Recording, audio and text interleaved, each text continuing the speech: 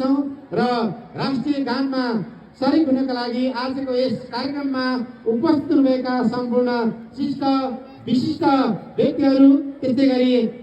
सम्पूर्ण उपस्थित महानुभावहरूलाई यथास्थानमा उभिनको लागि हार्दिक अनुरोध गर्दछौँ र भाइ बहिनीहरूलाई राष्ट्रगानको लागि तयारी सुरु गर्न अनुरोध गर्छौँ।